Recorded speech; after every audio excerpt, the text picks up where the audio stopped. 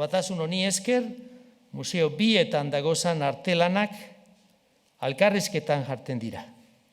Horixe da izan be gure espiritua, desberdinen arteko berbarako bideak zabaltzea. Es decir, lo fundamental es que potenciemos la importancia del bautismo, de todo cristiano, todo aquel que se ha adherido a Cristo tiene como consecuencia la obligación de manifestarse en el mundo actual como un hombre que es feliz, porque Jesús le da la felicidad, y que quiere aportar esa felicidad a los demás. Los centros diocesanos son centros innovadores, que se adecúan a las necesidades del alumnado de hoy en día, tanto a la forma de enseñar, de aprender, como a las herramientas que hay que utilizar para ello.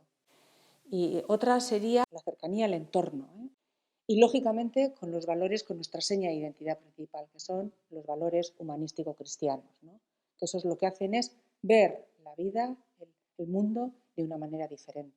Sí, la biblioteca 65 años, sí, 65 años va a ser, que desde que, claro, que fue de las primeras instituciones que se pusieron en marcha. El seminario, lógicamente, hace falta la biblioteca de estudio, y por aquí la gran parte de los grandes sacerdotes, lectores y estudiosos han pasado.